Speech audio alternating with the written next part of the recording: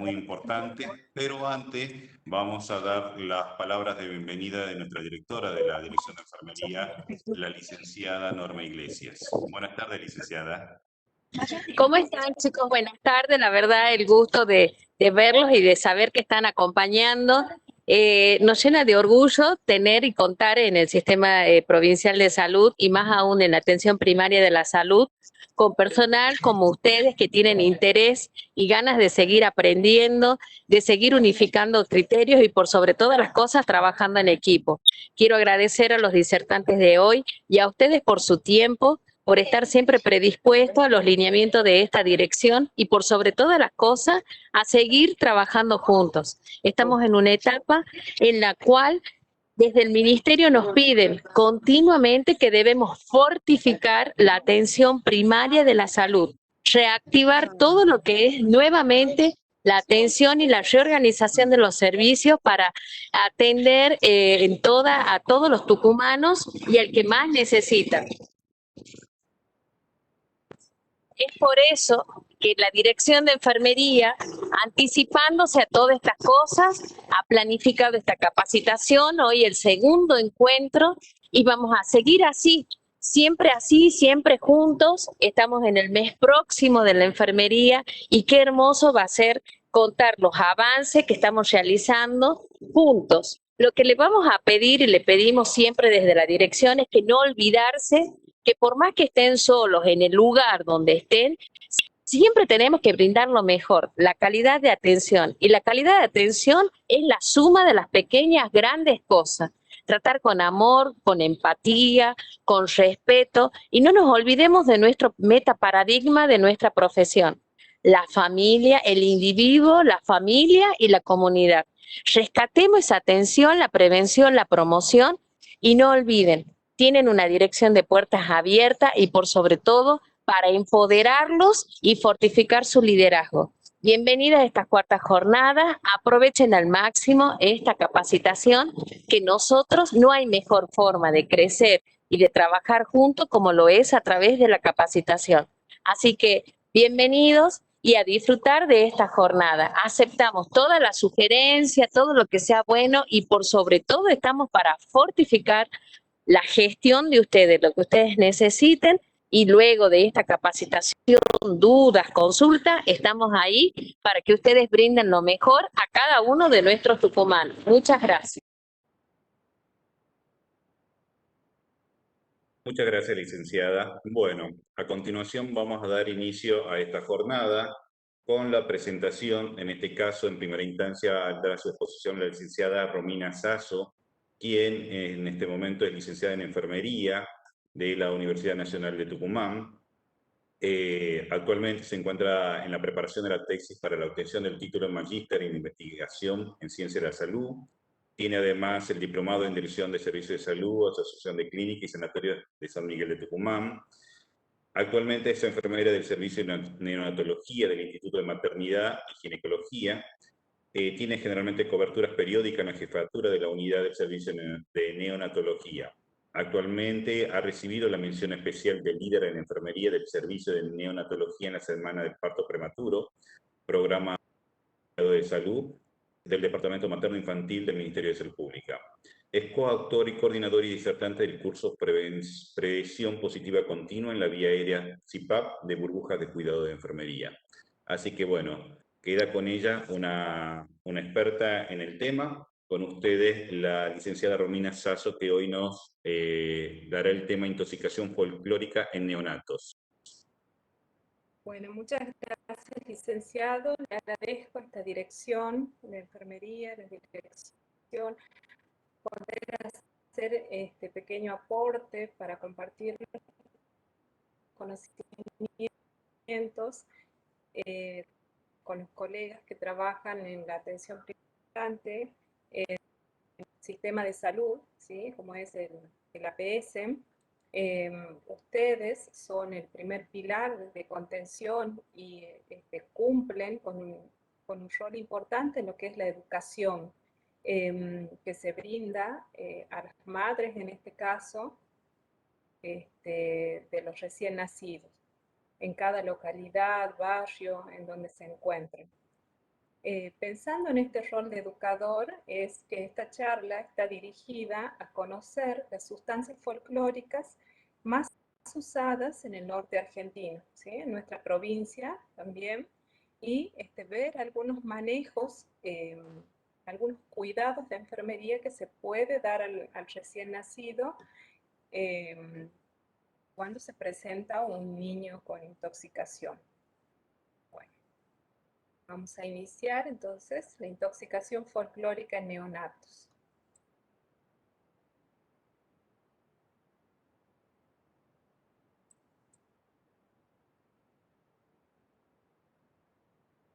Bueno, como sustancia folclórica, nos dice la OMS que es una sustancia terapéutica complementaria a la medicina tradicional y útil para aliviar distintas dolencias. El grupo de individuos más propensos a sufrir este tipo de intoxicaciones por plantas medicinales son los niños desde el momento del nacimiento hasta los 2 años de edad, ¿sí? Por la administración de infusiones, que puede ser por el padre, por la madre, por el cuidador, por las abuelas muchas veces. La administración de estas infusiones de hierbas medicinales preparadas en forma de té, se les da a los niños para aliviar algunas dolencias como dolor abdominal, tos, diarrea, y se administra muchas veces en forma excesiva y le puede ocasionar un cuadro de intoxicación severa al recién nacido. Si no se trata de manera inmediata, esto puede llevar a la muerte. Así que vean ustedes la importancia de la educación, de lo que hablábamos al inicio. Ustedes, enfermeros de los CAPS, es muy importante la educación a la madre, sobre todo, cuando la ven, cuando van a control de crecimiento y desarrollo de los niños, es de hacer hincapié en que lo mejor para el bebé es la leche materna, o si no tuviera por algún motivo la leche de fórmula. Pero la educación es fundamental, ¿sí? Porque podemos prevenir una situación muy dolorosa como es la muerte de un niño. Ahora vamos a ir viendo más o menos en los tipos de hierbas más usadas en nuestra provincia, en lo que es el norte. Anís estrellado, lo conocemos, la parte más usada es el fruto desecado, tiene uso antiflatulento, se le dan a los bebés que están distendidos, que tienen dolor abdominal. Esto produce convulsiones, alteración del sistema nervioso central, daño renal y hasta coma. Manzanilla, la parte más usada es la flor, también de uso antiinflamatorio, tranquilizante, digestivo.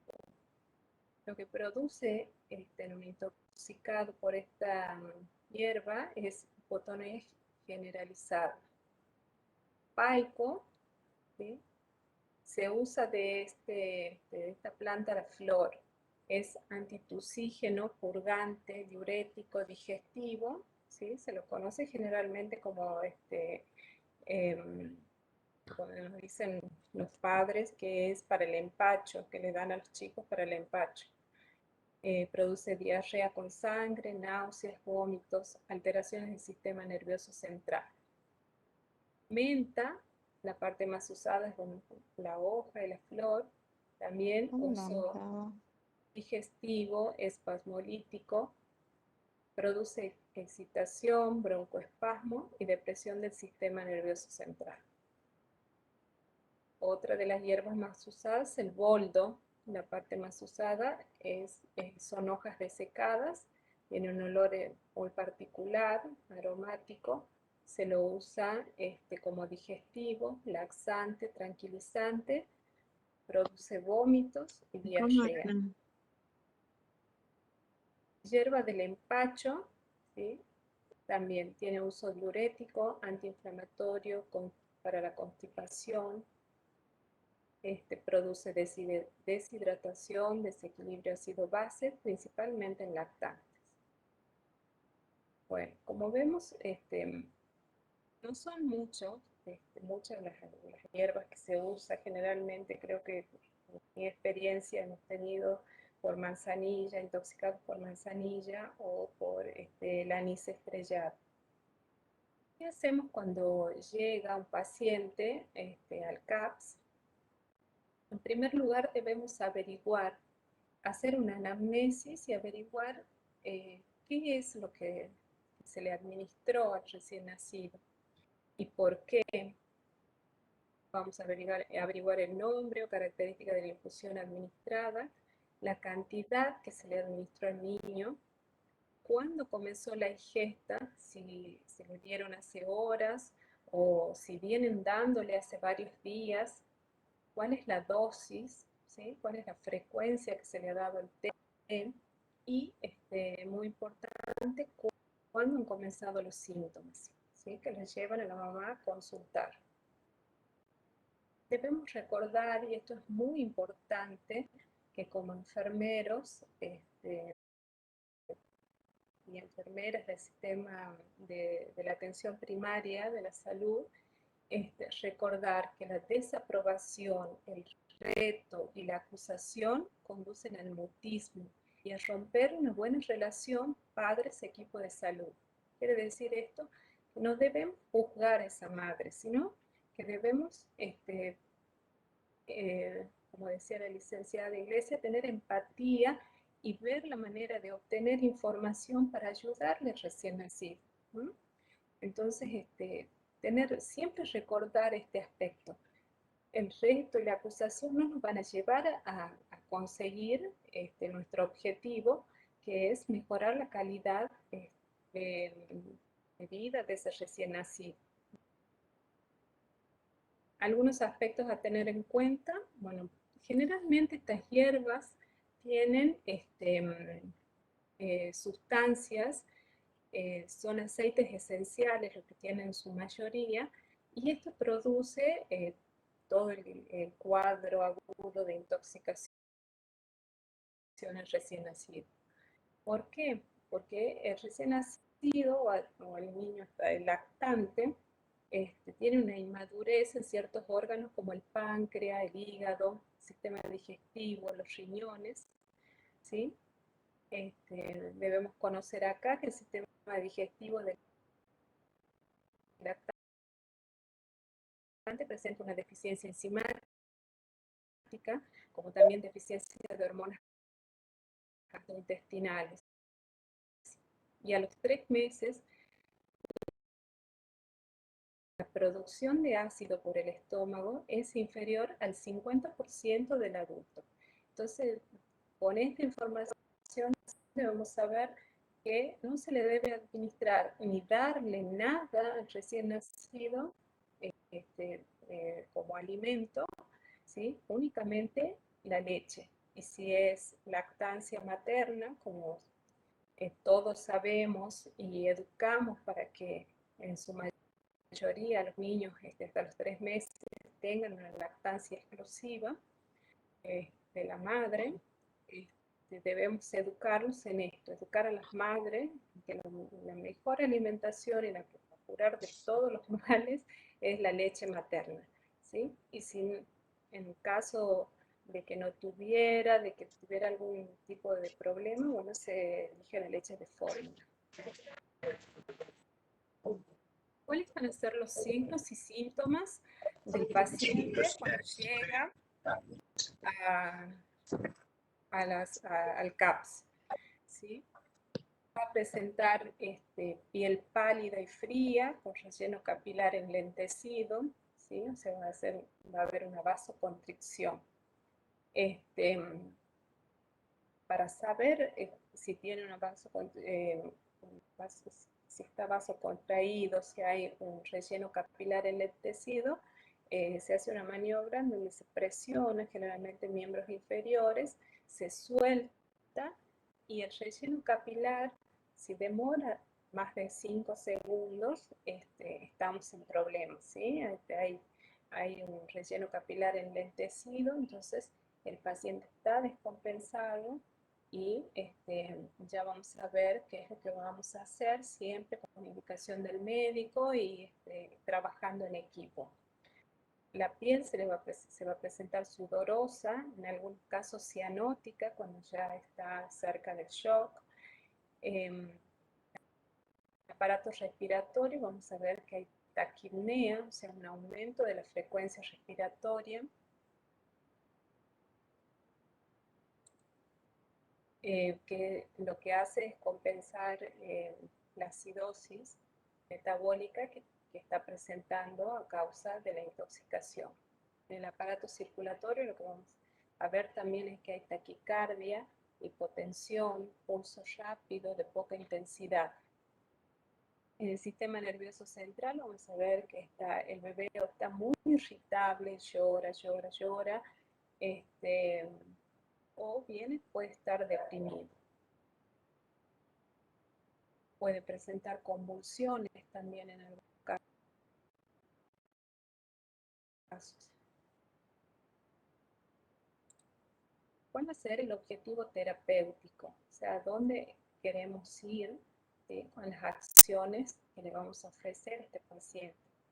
Mejorar la perfusión tisular, incrementando el gasto cardíaco a través del aumento de la volemia. Esto lo vamos a lograr colocándole una vía periférica para que, junto con el médico, va a determinar qué tipo de hidratación se le va a administrar, ¿sí? O sea que en el CAPS es muy importante tener como una cajita con estos primeros, con estos elementos que van a ser necesarios, ¿sí?, para, ya sea para un recién nacido intoxicado o para otro tipo de patología. Pero sí se debe contar con una boca 24, por ejemplo, que es el que usamos, ¿sí?, que es el más chiquito, que con vamos a poder acceder a las venas que muchas veces pueden estar colapsadas por la deshidratación. Entonces es más difícil colocar una vía periférica. Tener este tipo de ABOCAT sería importante en todos los servicios para poder cumplir con este objetivo terapéutico. Incrementar el aporte de oxígeno va a ayudar también a mejorar su gasto cardíaco, ponerle una mascarita con oxígeno y tener la vía aérea permeable. Todos estos van a ser pasos de la estabilización inicial, ¿no? Las medidas de soporte inicial van a incluir el ABC de la reanimación. Es un paciente que muchas veces puede estar compensado, pero en pocas horas puede, debido a la deshidratación que puede producir el vómito, la diarrea, puede complicarse el cuadro y que terminemos en una verdadera urgencia. Entonces, hay que ir haciendo soporte para para que el paciente llegue de una mejor manera a ese shock que lo puede o capaz que no tener, ¿sí? Depende de la cantidad que le hayan dado de té. Entonces, las medidas del ABC van a ser tener la vía aérea permeable, ¿sí?, ver que el paciente pueda respirar, que no se vaya a broncoaspirar cuando vomita. Para esto se le puede colocar una sonda nasogástrica para poder extraer contenido gástrico de manera que evitemos la broncoaspiración. Ventilación y oxígeno administrable mediante una mascarita, obviamente lo que tengamos, oxígeno, y como les decía, la estabilización hemodinámica a través de la vía periférica, evaluación del sistema nervioso central. Muy importante observarlo. Llora demasiado, está muy pasivo, cómo está su mucosa, si está cianótica, está azulada, la punta de los dedos, si responde a los estímulos, si cuando lo pincho para poner la vía periférica el bebé llora. Bueno, esos son signos de que no está tan mal. Pues si tuviéramos un bebé que no reacciona ante los estímulos, podemos pensar que ya tiene una depresión del sistema nervioso central y que necesitamos de manera urgente llevarlo hacia un centro de mayor complejidad. ¿Cuáles van a ser las acciones de enfermería? Lo principal es la anamnesis, que no la puse acá, pero el interrogatorio. Interrogar a la madre o a la abuela con quien haya, quien haya asistido al CAPS con el bebé, interrogar para ver y conocer qué tipo de infusión se le dio, si es así o no, porque estos signos y síntomas también son muy compatibles con otras patologías. Por ejemplo, en la primera semana de vida, se puede dar que el bebé tenga una atresia intestinal, una mal rotación intestinal y va a provocar unos síntomas similares, o sea, vómito, no tolera la leche, dolor abdominal, distensión. Entonces, capaz que llega el CAPS y le decimos, usted le ha dado algo, y no es así, capaz que ese bebé tiene otra patología. Entonces es muy importante poder averiguar bien cuándo ha sido el inicio de los síntomas, si realmente le dieron algún té o no, si es por intoxicación o por otra patología. Todos estos datos van a ser muy importantes a la hora del traslado, porque el bebé, todo lo que hagamos en ese momento en el CAPS va a favorecer, ¿sí?, a cómo llega el bebé al sistema de contrarreferencia, al hospital de mayor complejidad. ¿Cómo va a llegar? ¿Sí? Si nosotros no hacemos nada y esperamos la ambulancia, y bueno, seguramente el bebé va a llegar muy descompensado hasta que esto se produzca, o sea, hasta que llegue la ambulancia, lo estabilicen y lo trasladen, seguramente va a llegar muy descompensado. Por eso es muy importante que como les decía anteriormente, la primera contención son ustedes, el centro de atención primaria, lo que va a poder hacer estas mínimas cosas de hacer una anamnesis, de hacer una buena valoración, de poder ponerle un poco de oxígeno y una vía, es muy importante para el paciente. A continuar con las acciones de enfermería, la valoración general, verificar la fase de shock, monitorearlo continuamente. Si tenemos la posibilidad de tomarle la presión, son manguitos más pequeños los que se usan, controlar su frecuencia cardíaca, la saturación mediante un oxímetro de pulso. Esto es muy importante, como les decía, sobre todo para dar los datos exactos al agente de traslado que luego va a continuar con la labor. Administración de oxígeno, mantenimiento de una ventilación correcta, tener el material necesario para la colocación de accesos venosos a este tipo de pacientes, ¿sí? Poder, no sé, nosotros las enfermeras siempre buscamos la manera de organizar el lugar de trabajo y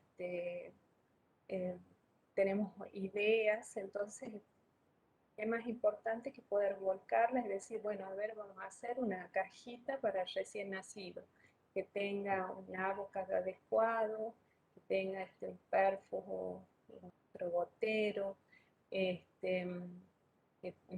pueda tener una mascarita adecuada para administrarle el oxígeno, sonda, ¿sí? Una sonda generalmente usamos hasta 30 en los recién nacidos de días,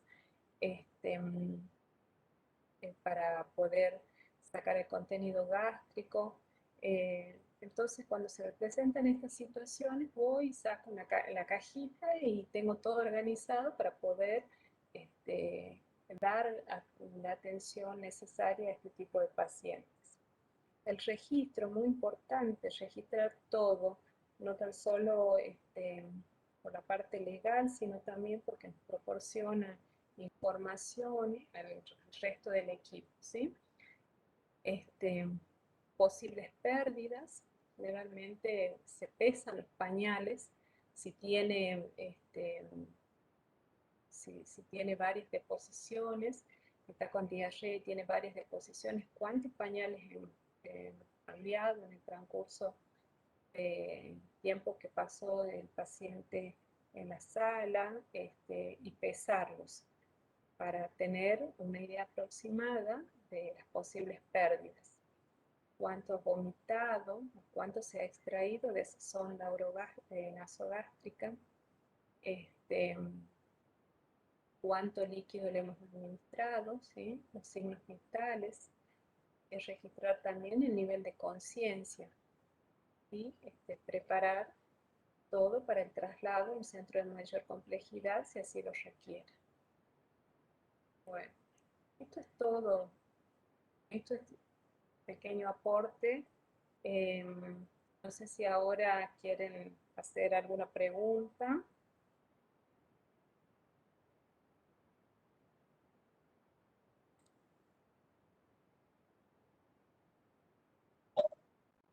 ¿Alguna duda? ¿Alguien tiene alguna pregunta? No.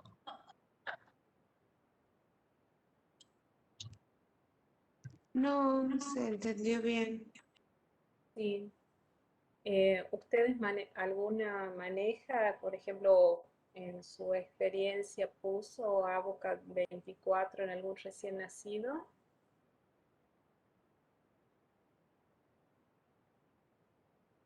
¿Cuentan Sí. con este tipo de ABOCAD en los CAPS? Sí, licenciada. Ah, bien. Y eso es muy importante, tener a mano esto, porque sí, con ABOCAD 24 son muy chiquitos y por ahí capaz que al verlo nada más le tenemos miedo, pero es como cualquier acceso venoso. Claro, lo que capaz más no tiene mucha experiencia, pero sí. Sí. Las sondas orogástricas cuentan en los CAPS con distintos tipos de sonda.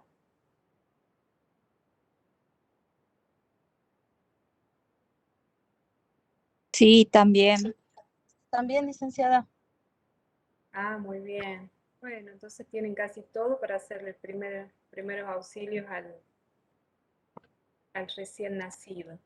Recién nacido, sí. Sí, sí se cuenta con todo eso.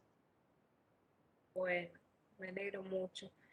Que la verdad que son el al primer lugar donde llega el paciente, y es tan importante que se conozcan todas las cosas para poder ayudarles a que lleguen bien, si es que los requieren así, al centro de mayor complejidad. Eh, Ahora tenemos como una baja en todo esto, ya hace un par de años que no se ve tan frecuentemente los chicos con intoxicación por hierbas, pero porque me parece que es por la gran labor del sistema primario, que lo que hace es educar, así que se educa más sobre la lactancia materna, lo que hace que la madre vaya olvidándose, o por ahí no le haga caso a la abuelita que le dice que le dé el té, que le dé que le dé estas infusiones que pueden terminar en la muerte del recién nacido. Así que me parece muy importante el rol de educadores, de ustedes, enfermeros, en este aspecto, ¿sí? Porque una madre educada nos va a prevenir muchísimas cosas, ¿sí? Accidentes, los accidentes domésticos, intoxicaciones por otras cosas, y en este caso nos tocaba hablar de intoxicaciones folclóricas, pero es por la educación de la madre. Y es gracias a todos los enfermeros y enfermeras que están en el cuidado del recién nacido sano. Así que bueno, me encantó dar este pequeño aporte y cualquier duda que tengan me pueden preguntar. Ninguna, licenciada. Gracias. Bueno, muchas gracias, licenciada. La verdad que una excelente exposición y algo, la verdad que como usted manifestaba anteriormente, era algo bastante habitual en las guardias, en las urgencias, los niños por intoxicación o por diarreas profusas que luego del interrogatorio se confirmaba que era por intoxicación de hierbas puntualmente. Bueno, la verdad, excelente la presentación. A continuación, Gracias. antes de continuar, para los presentes, está en el chat, está el link para la inscripción, para inscribirse, dejar sus datos de la asistencia a esta jornada. Así que por ahí los que no hayan llenado en el chat el link, por favor, se llegan hasta ahí y llenan el formulario que va a estar confirmando su asistencia. También nos está colaborando el Departamento de Capacitación de Recursos Humanos, Nadia Sakur, quien está haciendo toda la logística y la puesta en escena de esta sala que nos está ayudando de capacitación. A continuación, vamos a presentar a la licenciada Julieta Ruiz González, que está a cargo de Bioseguridad del Hospital del Niño Jesús. La misma es especialista en enfermería pediátrica y docente de la cátedra de practicantado de la Escuela Universitaria de Enfermería de la Universidad Nacional de Tucumán. Con ustedes va a dar el tema intoxicación en pediatría. Y bueno, licenciada Ruiz, queda usted a disposición del público.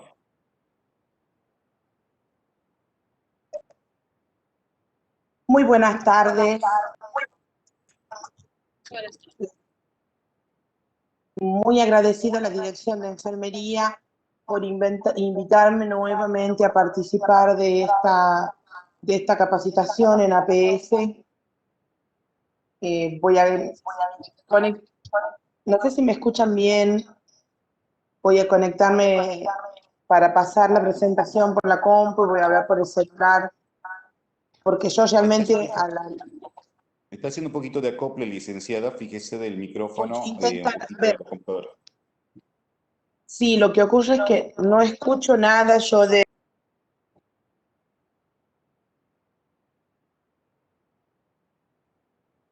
Ahí haga el silencio de la computadora, el micrófono nomás para que no tenga problema.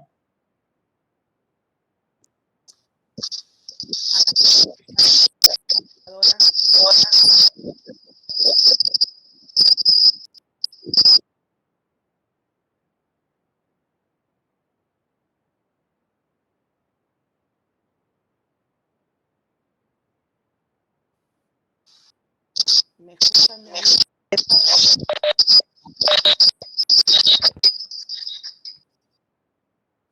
No sé si me escuchan bien.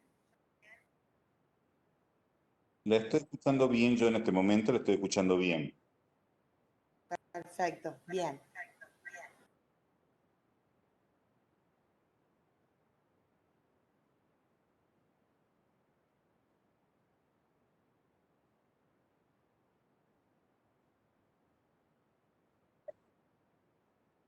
Bien. Hoy vamos a abordar el tema de intoxicaciones en pediatría, principalmente el abordaje de la labor de enfermería en lo que es atención primaria de la salud.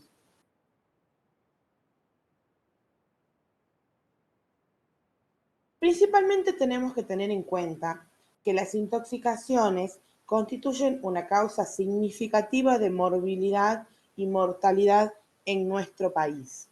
Lamentablemente, en nuestro medio social sigue siendo muy frecuente la ingestión accidental de diversos tóxicos que nosotros podemos tener lamentablemente disponibles en nuestro hogar.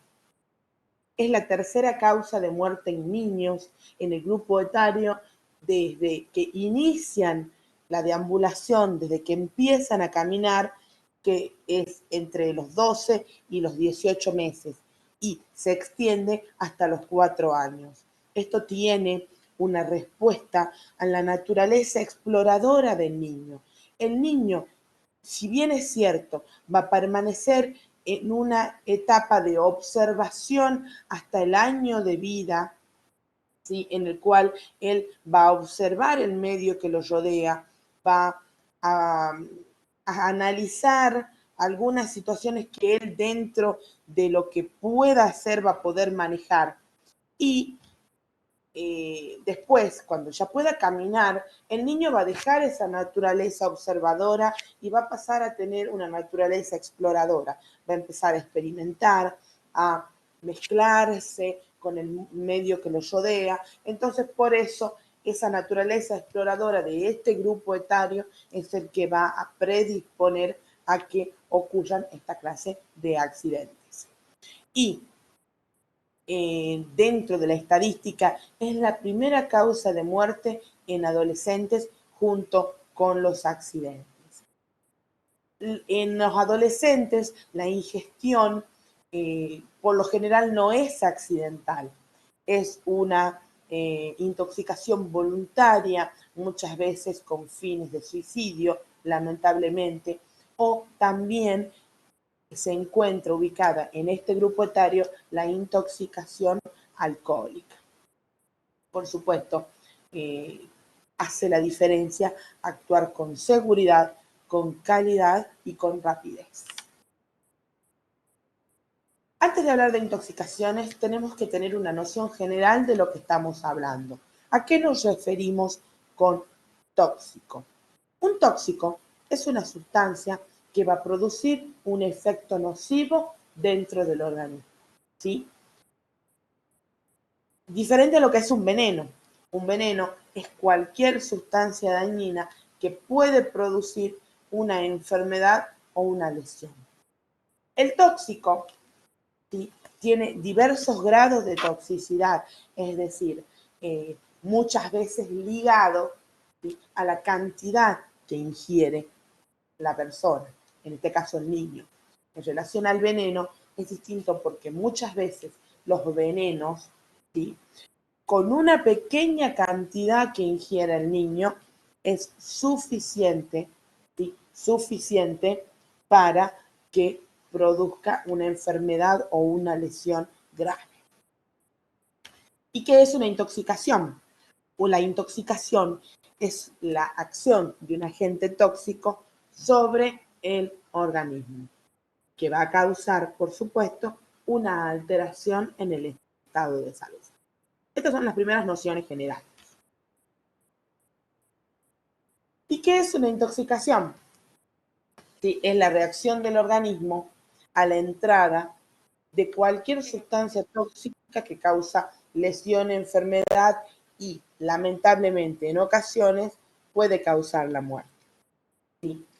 El grado de toxicidad, por supuesto, va a variar. Según la edad del niño, no siempre a menor edad el niño es más lábil. Recuerden, como hablamos también en la clase anterior, que hablamos de crisis convulsiva, que el niño no es una miniatura del adulto, el niño no es un adulto pequeño, el niño está expuesto a un doble riesgo, siempre tiene una doble labilidad. La labilidad propia de la enfermedad, o sea, del proceso patológico, y la labilidad propia, ¿sí?, de la enfermedad. El estado nutricional, por supuesto, siempre va a influir. No es lo mismo un niño eutrófico, un niño sano, a un niño, por ejemplo, desnutrido de bajo peso. También va a depender de las vías por las cuales penetra el tóxico y la concentración del tóxico. Recuerden, hay algunos tóxicos que a mayor cantidad necesita la persona ingerir mayor cantidad para tener un efecto nocivo. ¿Y cómo se intoxica? ¿Cuáles son los tipos de intoxicación? En primer lugar, la de mayor frecuencia, que es la accidental. El niño, por su naturaleza traviesa, por su naturaleza exploradora, ¿sí?, va a ingerir un tóxico, ¿sí? Creo que vi acá, estoy conectada en el teléfono, vi en el chat que no se escucha, no sé si es así. Bien, es accidental, de mayor frecuencia, intencional. Este tipo de intoxicación intencional es ya la que les decía, más de los adolescentes, en el cual ingieren sustancias voluntariamente, muchas veces con fines suicidas. Y también la intoxicación por sustancias de contenido alcohólico. Las iatrogénicas, por ejemplo, en el cual en nuestra práctica diaria le administramos una dosis incorrecta al paciente, por ejemplo, de algún medicamento.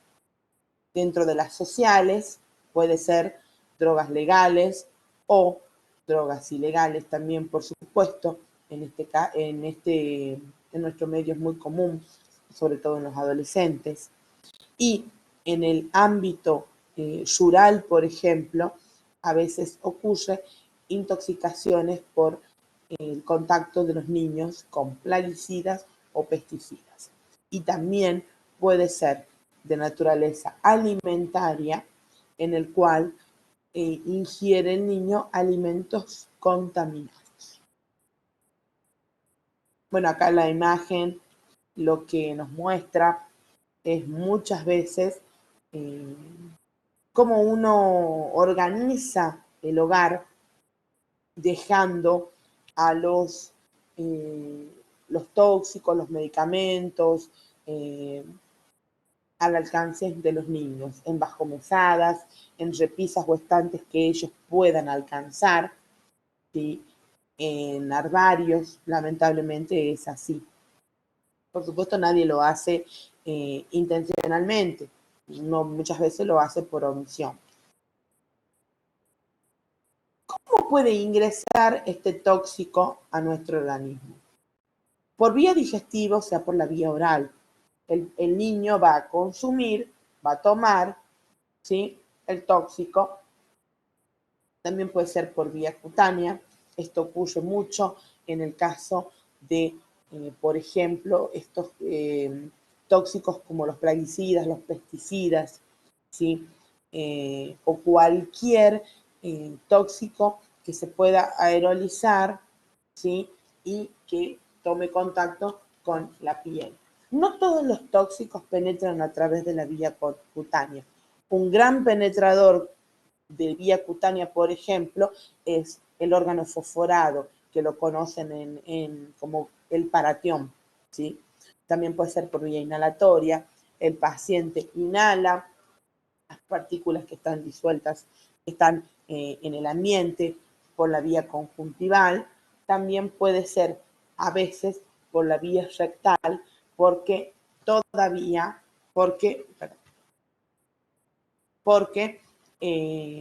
a veces todavía sigue utilizándose alguna medicación, ¿sí?, en forma de supositorios, y también cuando se administra medicación a veces en la urgencia convulsiva, por ejemplo, que se utiliza la vía rectal, se puede administrar una dosis incorrecta de algún medicamento.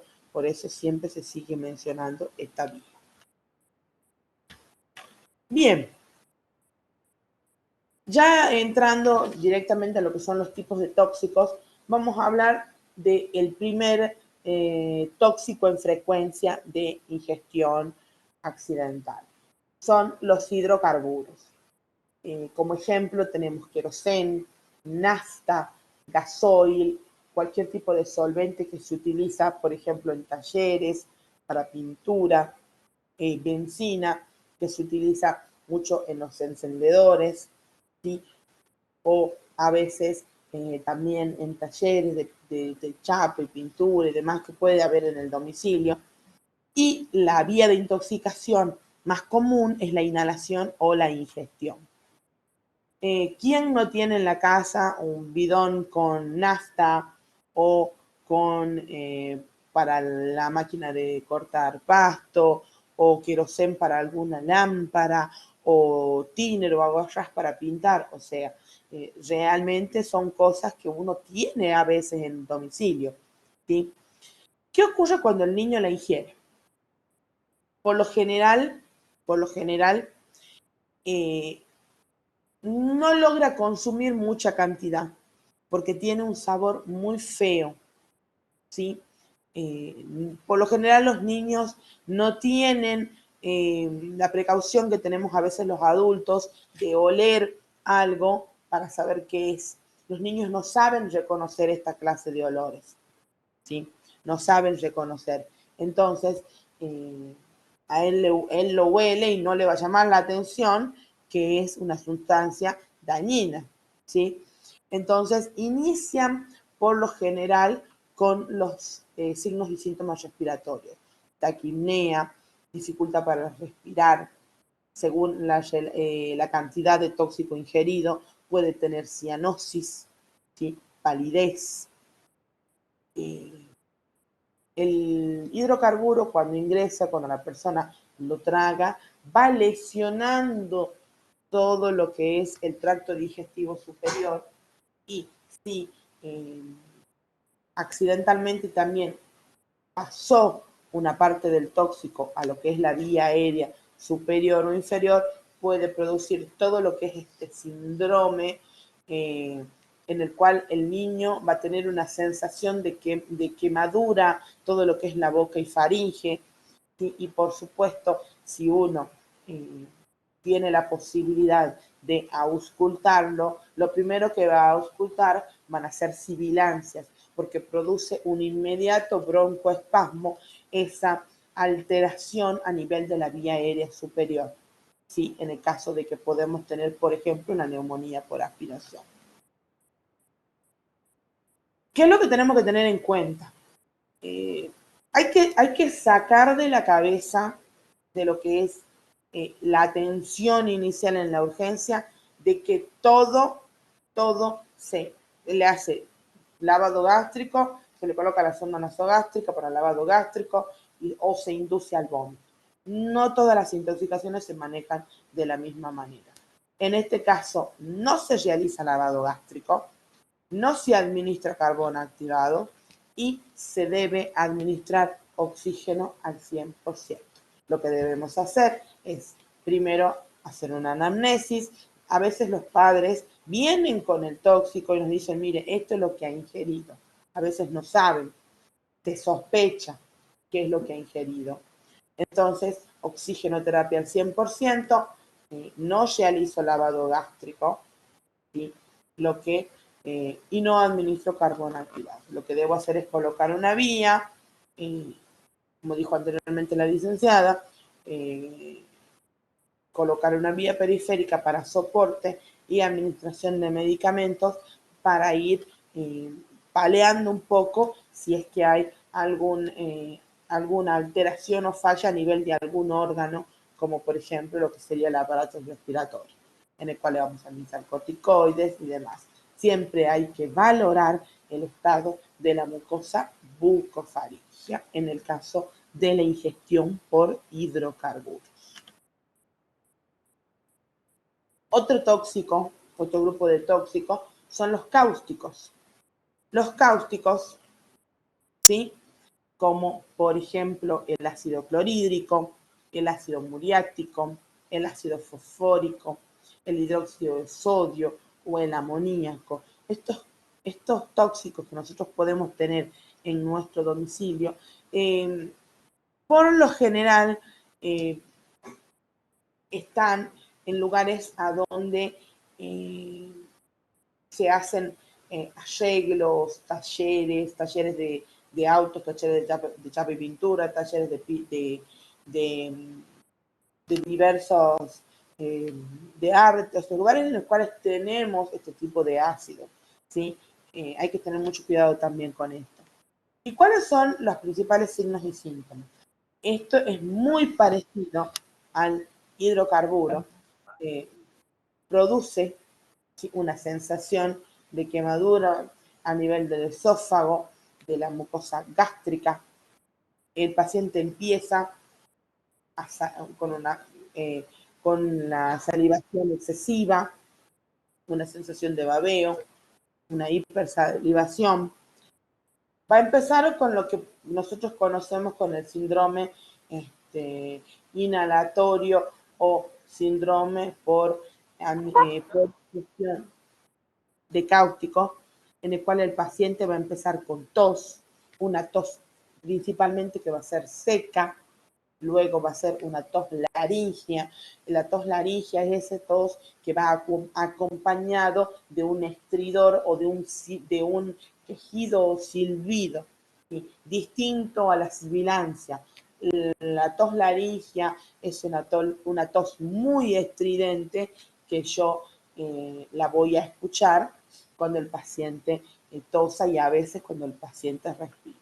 Por supuesto, obviamente, disnea y también puedo tener ocasionalmente vómitos. Estos vómitos pueden tener estrías de sangre, ¿sí? Porque a medida que va pasando el cáustico, digamos, va lesionando la mucosa. El tratamiento tampoco inducir al vómito, de manera que ingresó lesionando, va a salir lesionando y no realizar lavado gástrico, ¿sí? Y se debe ingerir, en el caso de que se pueda, lavar muy bien la boca e ingerir agua, ¿sí? Para lavar todo lo que es la mucosa bucal y esofágica. Esto es muy importante, no inducir siempre al vómito. Si yo sé que ha ingerido cáusticos, si ha ingerido hidrocarburos, no se induce al vómito. En la bibliografía ustedes lo van a encontrar al jarabe de ipecacuana, que es un jarabe, es un emético por excelencia. En lo general es un preparado magistral. Es un preparado magistral que se lo prepara a pedido, es un preparado natural que se puede administrar según la edad 5, 10, 15 hasta 30 mililitros en 2 oportunidades. Ustedes lo van a encontrar en algunas bibliografías, pero no es para estos casos. No es para la ingestión de hidrocarburos ni para la ingestión de cáustico.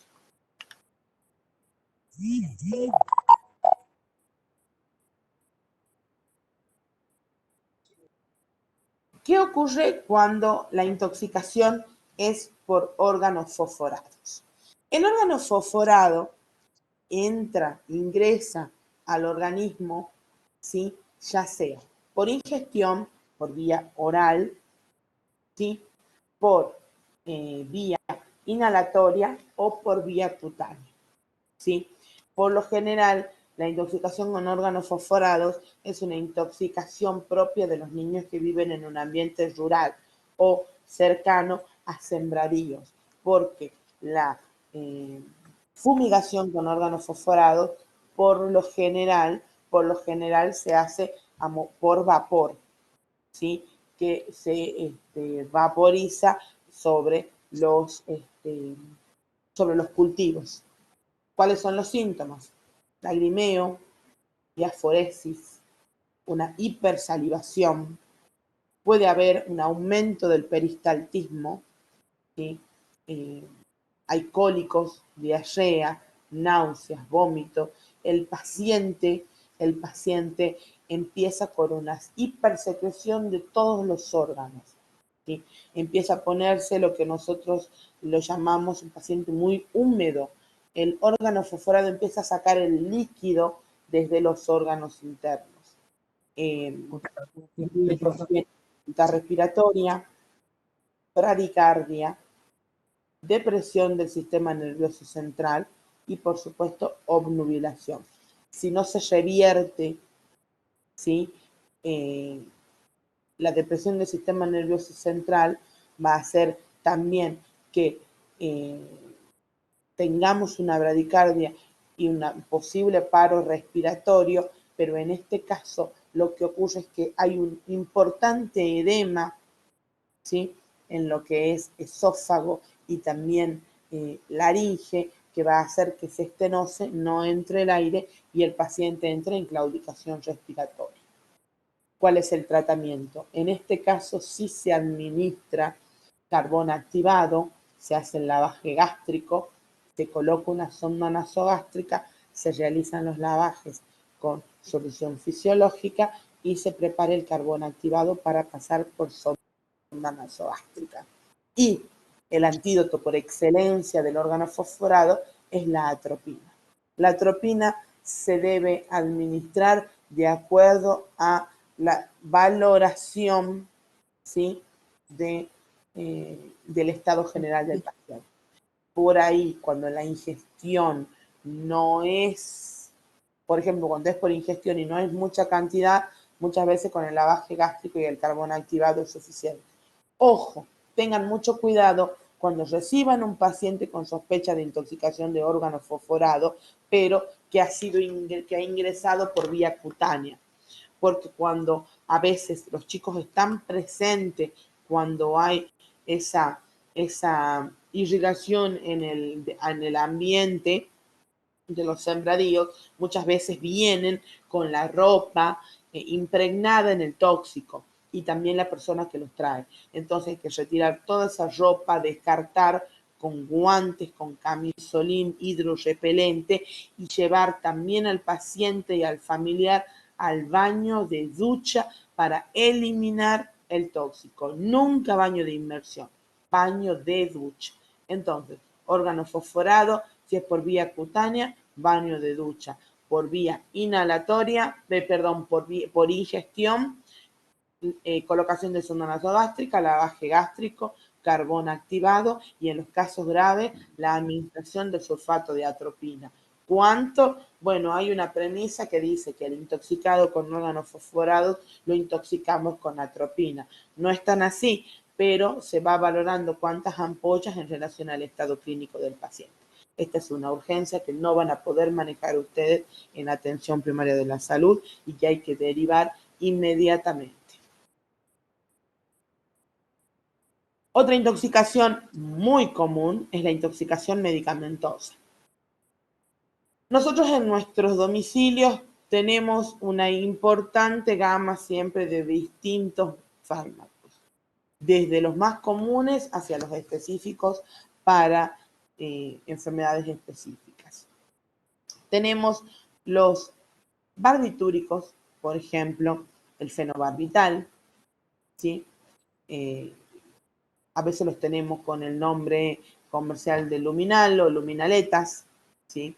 Podemos tener en el hogar derivados del opio, los opiáceos, que por ahí podemos tener familiares con alguna enfermedad terminal o con alguna enfermedad con mucho dolor que consumen opiáceos, entre los cuales los más comunes son la morfina, la codeína o la oxicodona, por ejemplo. Benzodiazepinas.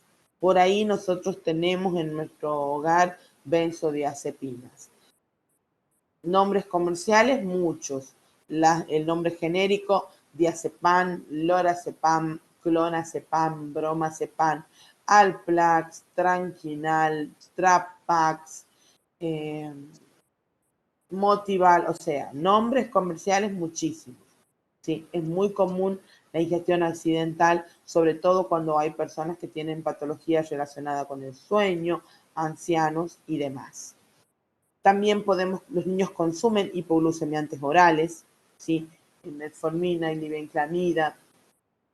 También muy común la intoxicación por antiagregantes plaquetarios, como por ejemplo las aspirinetas, ¿sí? Son ricas, son dulces, entonces los niños las ingieren, ¿sí? También es común la intoxicación por AINES, ibuprofeno, dipirona, paracetamol. Son todas cosas que tenemos muchísimo en nuestro domicilio, ¿sí? Otro medicamento común que no está acá, pero también es común, es, por ejemplo, cuando los niños se ponen en la nariz, por ejemplo, sustancias que ven a los adultos que hacen, como por ejemplo ejemplo, el nastisol, que es la nafasolina, ¿sí? Esto produce una importante depresión del centro respiratorio. Lo mismo, mucho cuidado con los antiagregantes plaquetarios que provocan un síndrome hemorrágico cuando se consumen en grandes cantidades. ¿Cuál es el abordaje del paciente intoxicado? En primer lugar, tenemos que hacer una historia clínica exhaustiva. Tenemos que hacer una anamnesis que va a ir desde el minuto 0 hasta el minuto en el que nosotros lo recibimos en el centro de atención primaria. En primer lugar, vamos a buscar las características del producto ingerido. ¿Qué nombre tenía? ¿Qué marca?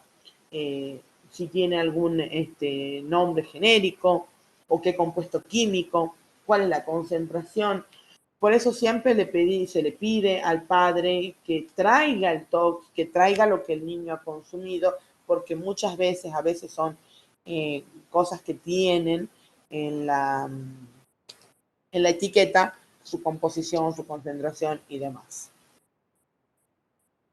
Siempre se le va a pedir también, en el caso que sean pastillas, sí, le vamos a pedir que nos la muestre, si ha traído alguna, si tiene, si se acuerda para qué era, para qué la tomaba la persona, ¿sí?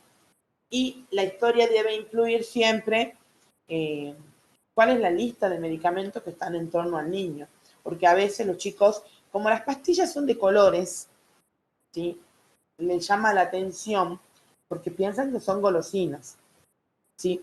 Entonces a veces ingieren una de cada una o dos de cada una, entonces el padre no sabe qué es lo que ha consumido, sospecha. Entonces se puede tomar una lista de todos los medicamentos que están cerca del entorno del niño, ¿sí? ¿A dónde se lo encontró? ¿A dónde se lo encuentra el niño? Me orienta a mí qué sustancia puede haber consumido. Por ejemplo, si lo encuentro en la cocina, puede ser un producto de limpieza. Si lo encuentro en el baño, de la misma forma. Si lo encuentro en la habitación donde duerme una persona mayor y hay medicamentos, puedo sospechar también qué medicamento es, ¿sí? ¿Cuál fue el momento de la ingestión? O sea, ¿cuándo lo ingirió? Es muy importante en relación a la absorción de los medicamentos, es si el medicamento o el tóxico se ingirió antes o después de las comidas. Cuando se ha ingerido el tóxico y hay comida en proceso de digestión, la absorción de este tóxico se enlentece, porque no está absorbiendo solo el tóxico, está también en el proceso de digestión de los alimentos. Esto es muy importante. Y por supuesto, un estimativo de cuánta cantidad a ingerir. Esto también es muy importante. A menor cantidad, menos riesgo. Y siempre, ¿cuál es el ABC del tratamiento? ¿Cuál es la base de este tratamiento? En primer lugar, facilitar la eliminación del tóxico, como cuando hablábamos del órgano fosforado. Quitar las vestiduras, lavar siempre con baños de ducha, ¿sí? También, por supuesto, alejar al niño del ambiente donde está el tóxico. Y si el tóxico lamentablemente ya se empezó a absorber, se puede eliminar mediante forzado de diuresis y administración de sustancias alcalinas que nos hagan revertir el cuadro. Y por supuesto, en el caso de que yo conozca qué es y tenga un antagonista, lo que nosotros conocemos como el antídoto, se debe administrar. Por eso es muy importante la clínica y la anamnesis. Es la primera pata de la mesa de la atención primaria en los pacientes intoxicados. ¿Qué debo valorar en la exploración física? En primer lugar, las constantes vitales, siempre. Frecuencia respiratoria, cardíaca, presión arterial, buscar siempre signos de shock, ¿sí? Valorar el estado neurológico, ver si el paciente está alerta, si el paciente está,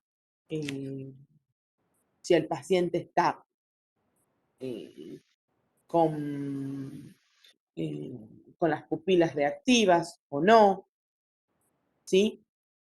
Ver si el paciente, la piel, el estado de la piel, ¿sí?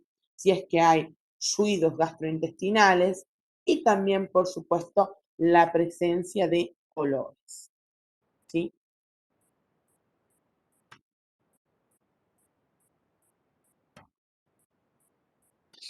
¿En qué consiste el lavado gástrico? El lavado gástrico consiste en la introducción de una sonda nasogástrica para la administración y aspiración de volúmenes de líquidos irrigados. ¿Para qué? Para eliminar sustancias que están en el estómago, ¿sí? ¿Qué es lo que podemos hacer? Lo que podemos hacer es colocar la sonda nasogástrica e irrigar una determinada cantidad de líquido. El líquido puede ser o solución fisiológica, o sea, tienen que ser sustancias isotónicas, o sea, cristaloides isotónicos o cristaloides hipotónicos. Esto es muy importante, ¿sí? Muy importante.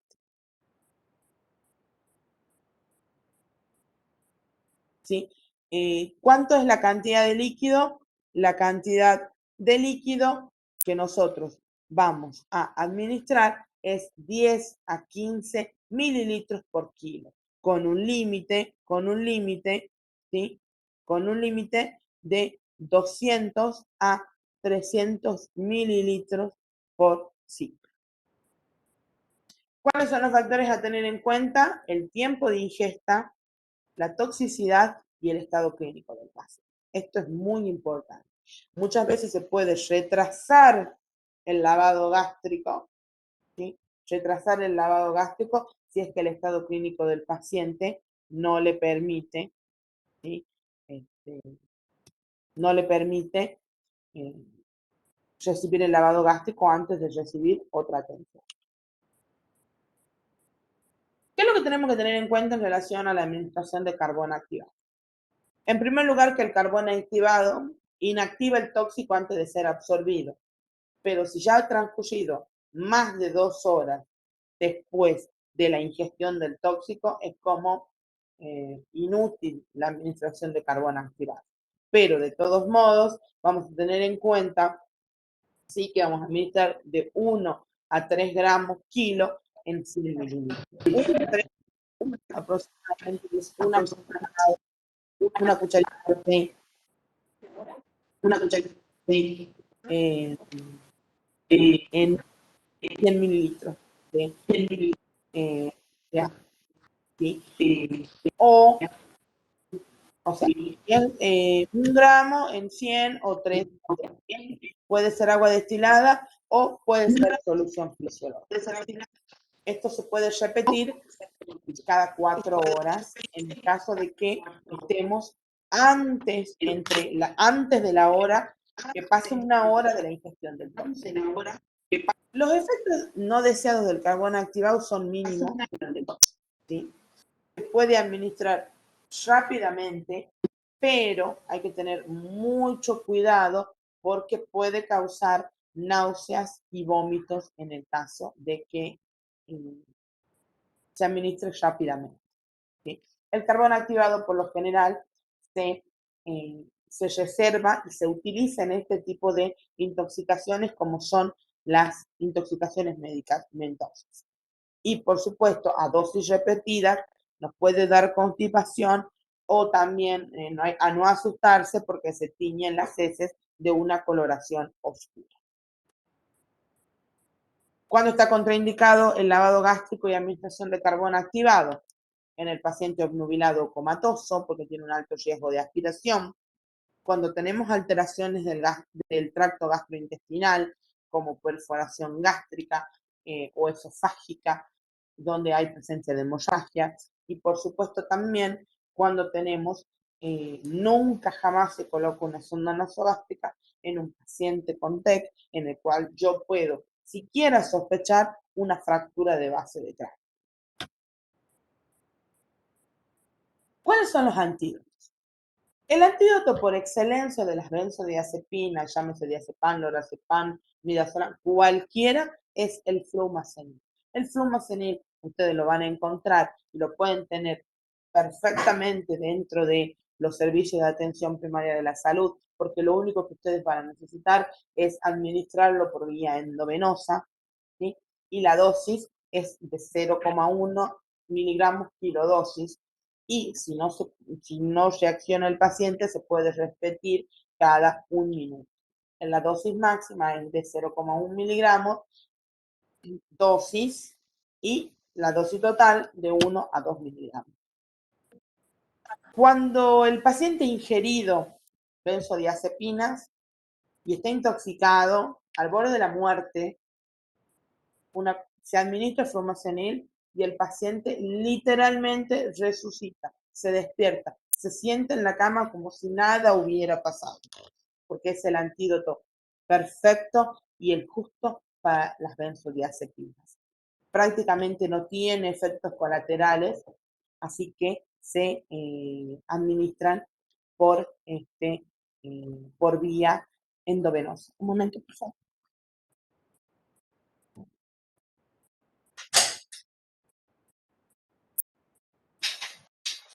Bien.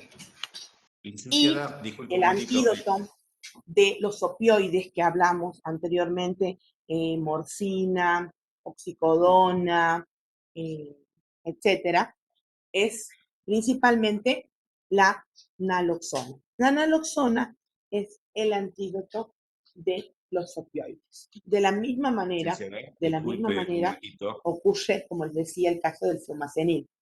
El paciente, cuando está intoxicado por opioides y administramos naloxona por vía endovenosa, resucita.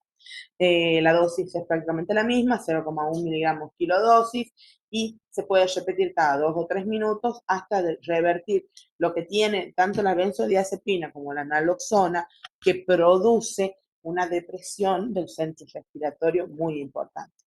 Y la dosis máxima por dosis, 2 miligramos, y 8 a 10 miligramos en total. Perdón, justo había entrado.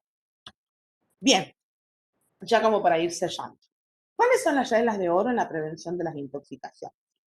En primer lugar, una de las reglas de oro es nunca dejar medicamentos e insecticidas, tóxicos, etcétera, al alcance de los niños, sobre todo cuando están iniciando esta fase de deambulación. O, si no me queda otra, no tengo otro lugar, los debo guardar bajo llave, ¿sí? Y por supuesto, también muy importante, no tratar en la medida de lo posible, no tomar medicamentos en frente de los niños.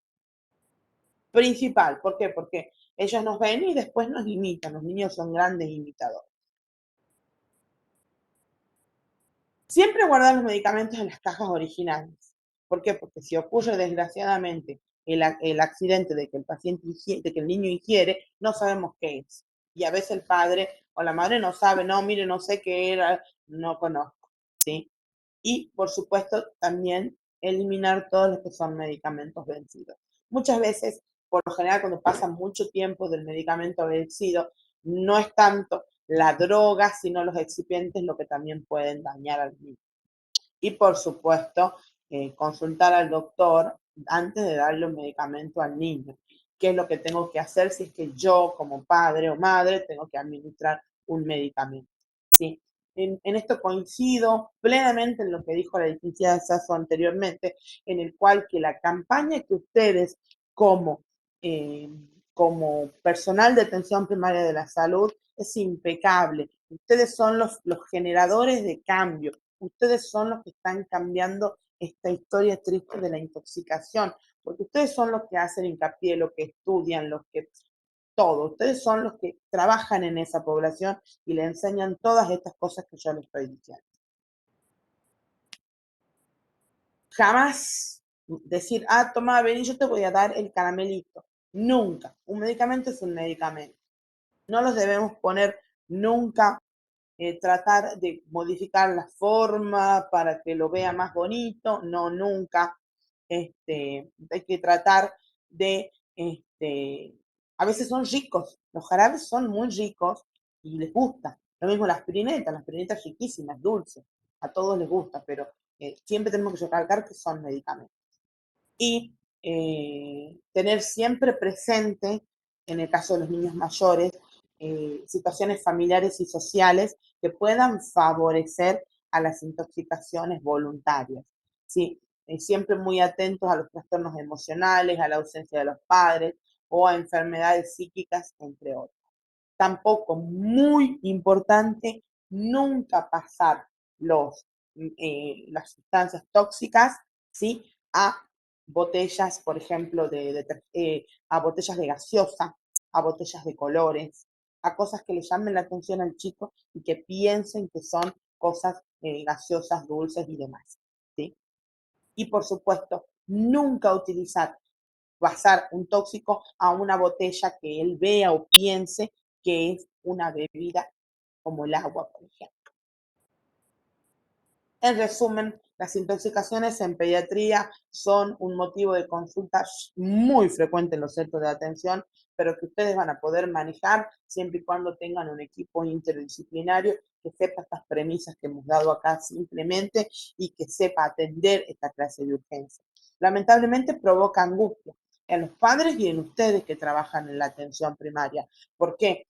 Porque lamentablemente cuando ocurren estas cosas, lo primero que pensamos es que hemos fallado como equipo de promoción y prevención, pero no es así. Nunca tenemos que cansarnos de hacerlo.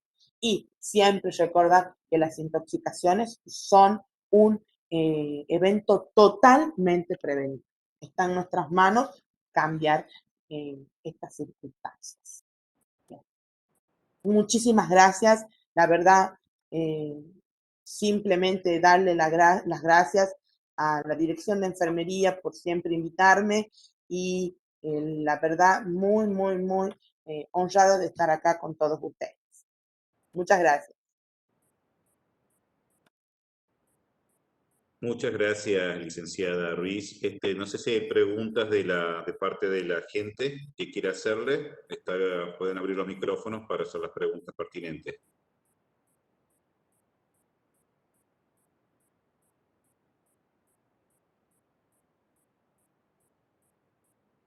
Para los que ingresaron tarde, está en el chat el link para la asistencia, para que ingresen ahí y completen el formulario de asistencia, por favor.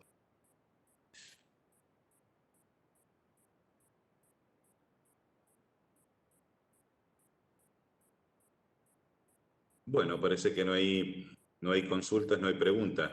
Licenciada Ruiz y la licenciada Romina Sasso, la verdad, muchas gracias por la presentación, muy completa las presentaciones de hoy día. Espero que a la gente le sirva y bueno, y está la Dirección de Enfermería a disposición para cualquier duda o consulta que quieran hacer al respecto o interrogante que le quede, nos hacen llegar y después le hacemos... le pasamos a la disertante por ahí que sea importante para ustedes. Les quiero agradecer a Nadia Sacur del Departamento de Capacitación de Recursos Humanos, que la verdad que hoy nos colaboró un montón y bueno, y estuvo haciendo toda la logística de esta sala de situación. Bueno, sin más que decir, licenciada Sasso y licenciada Ruiz, muchas gracias. La verdad que un honor que hoy día hayan disertado. Bueno, a mí me tocó ser el coordinador de esta capacitación, de esta cuarta jornada. Y bueno, lo estaremos esperando al público dentro de 15 días, el próximo jueves, para que continuemos con la quinta jornada. A todos, muchas gracias y bueno, hasta el próximo encuentro. Gracias.